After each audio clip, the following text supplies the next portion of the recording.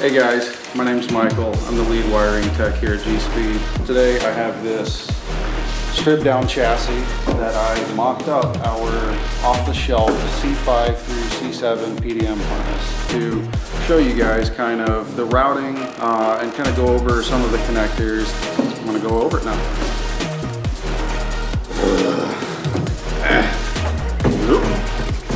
Don't fall. Oh, I'm too big for this.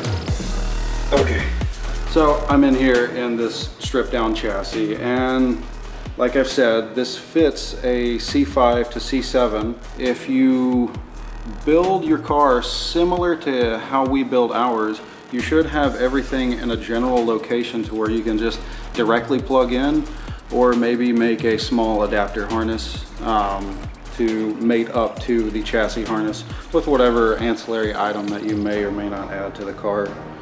I'm going to start at the PDM.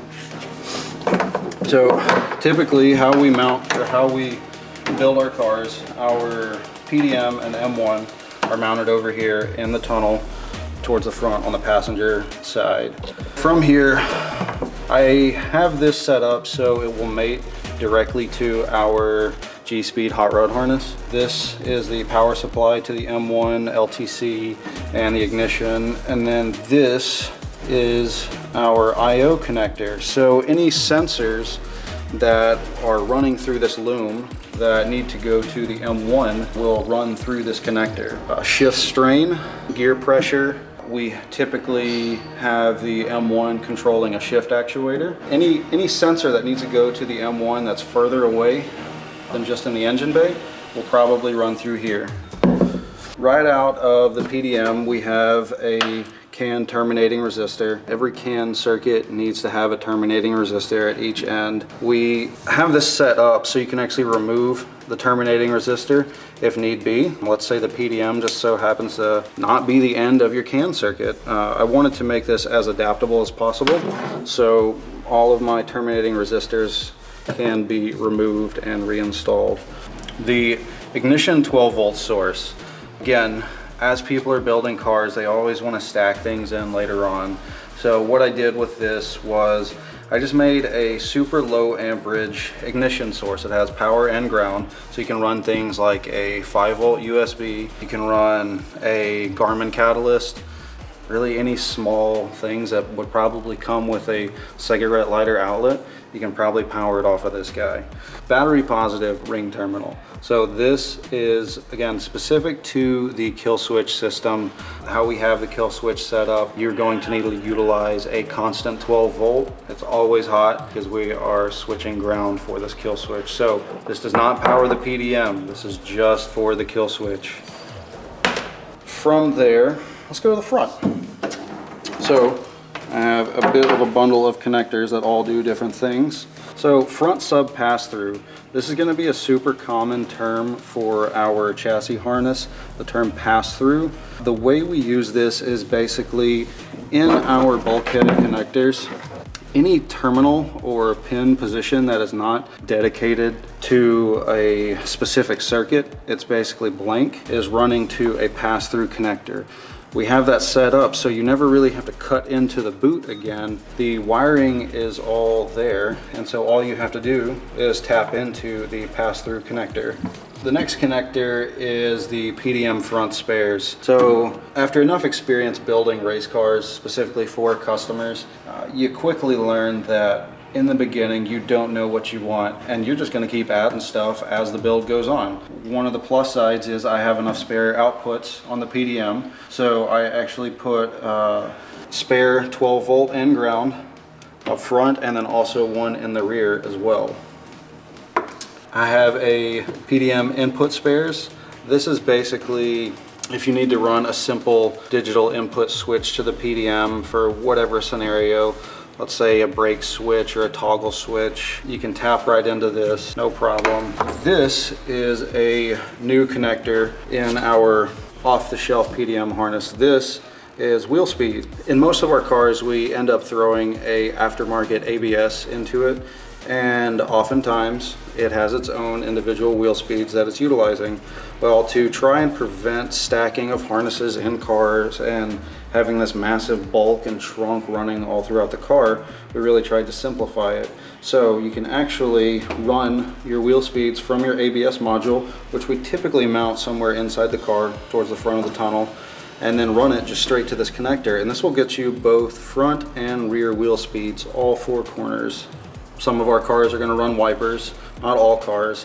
One of the things about the harness is whenever you order one of these, I will typically send a certain amount of plugs, and basically so you can cap these connectors if you don't use them, because you don't want dirt, debris, water, whatever might get into it. We have a M1 can connector, so this will also tap into the hot rod harness. This is what connects the PDM can to the M1 can and gets them on the same bus. We're gonna move up front. The front sub is gonna have the circuits that you're gonna need to power the headlights, the starter, oil fans if you're running them, transponder if you have an old school style that you're gonna hardline for 12 volt. I kind of made it long enough to give a little bit of leeway so you can mount somewhere in this area with enough strain relief. So up next that we have defrost. A lot of our cars, especially our wheel-to-wheel cars, they're required to run rain lights, wipers, headlights, and most of these cars don't have HVAC systems in them. So what you gotta do is you gotta run some kind of fan to defog, defrost. So, and it's typically mounted somewhere up front. This kill switch. So I have 3 to 4 different connectors for the kill switch system. Like a lot of connectors in this harness, we try to integrate as much as possible to prevent, again, the bulkiness, just the sheer space, and aesthetically it's not pleasing. And so we integrated the kill switch system into this. So whatever solenoid that you decide to use, typically whenever you're buying from us, we will recommend a solenoid, and this will actually just plug right into it, no problem. Connectors up on the tunnel, we have comms. Now that is just the connector for the UTC, which is actually how you communicate with the PDM and how you program and configure it. Typically on our cars, we will mount the comms port either somewhere near the center on a switch panel or a little bit further on the passenger side. That way, in case your engineer can come in and just do a quick plug-in if need be, diagnostic, something like that. I also have V-Box. This connector has power, ground, and CAN. It's set up for super low amperage stuff, so if you don't have a V-Box, you can run something like an AIM Smarty Cam or whatever Motec runs for a camera, and that should function for you. And then keypad. Every one of our cars runs a keypad. I've yet to run across a PDM car that does not have a keypad. Typically we have this somewhere on a switch panel, somewhere on what you would call a center console. Another connector, brake switch. This is a input that goes directly to the PDM, and for the one-off scenario where the CAN bus goes down for whatever reason, you can still have functioning brake lights with the brake switch connector, just going to typically a hydraulic switch in the brake line somewhere. And then onto this bundle. So, dash connector. Most of our cars run some form of a Motec dash. C127 is probably the most common. Power ground CAN. That gets you on the CAN bus for the M1 as well as the PDM, and will power the dash. Some of our cars run paddles. Some of them run just a lever sequential, but we want you to have the ability to expand later on. So again, if you decide to run paddles, this will go to your steering wheel. KS3 toggle, kill switch 3.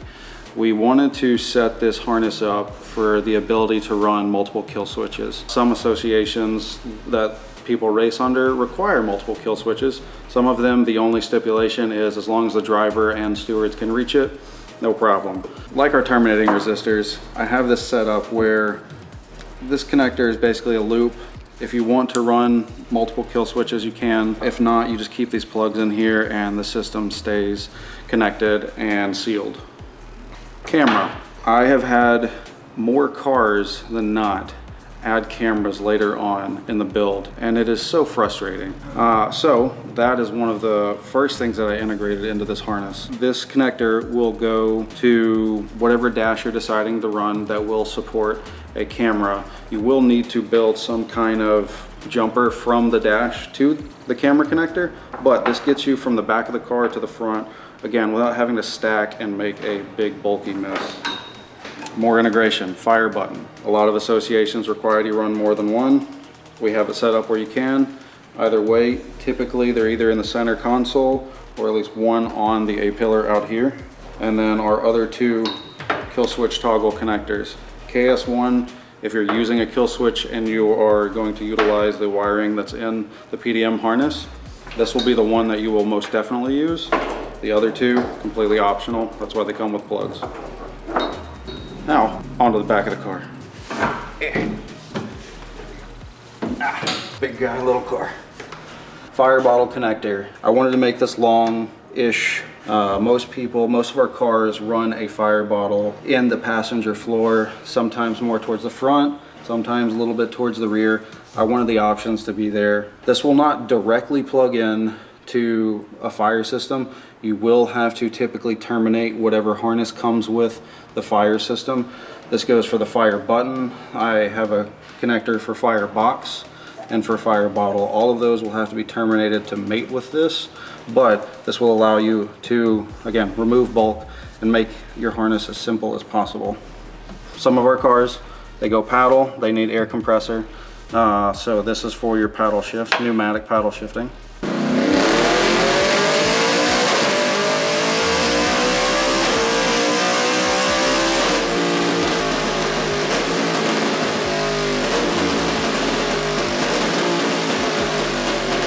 So, strain gauge.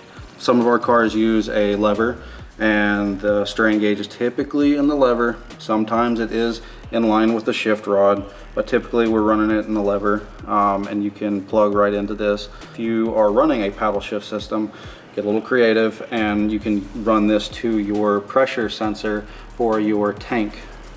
Cool, self-explanatory. It's for driver cooling.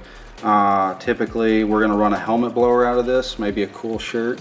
This will not power a chill out, but you can utilize one of the outputs to control a relay for a chill out if you decide to add one in, which most of our cars run chill outs. Big ground.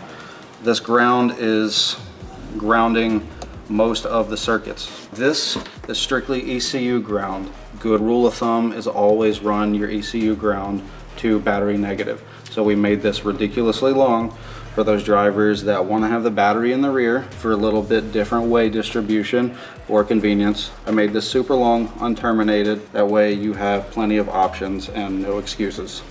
This is the typical routing that we have on most of our cars. Follows kind of along with the fire system hoses, and also if you are running ABS completely separate from the harness, like if you're not going to utilize wheel speeds, it'll also piggyback along this way.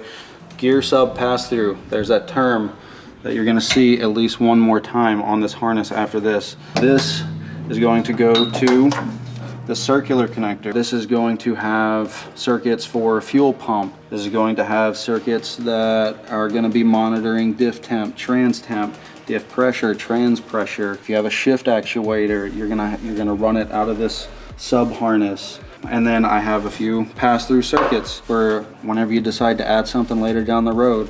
This is the typical routing, crudely taped, but it works for now. So we're gonna go to the back of the car.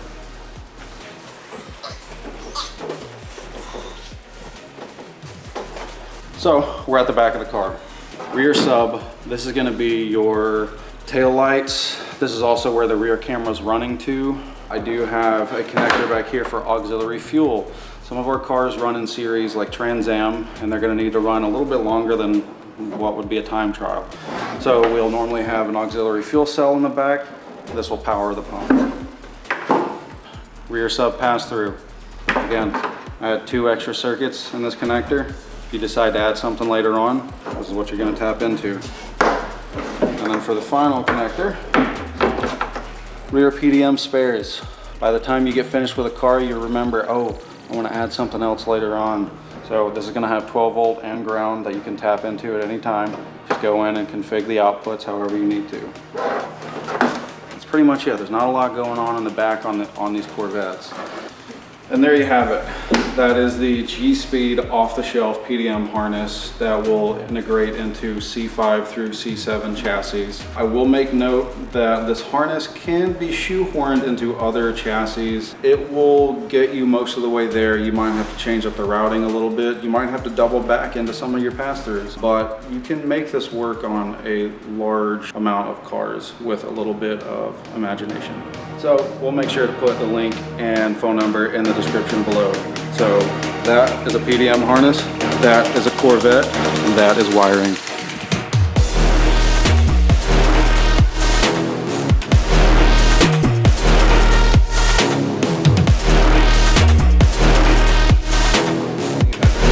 Is tap into the pass-through connector. It can also be utilized as strain. So strain gauge, because no one can ever keep their mind,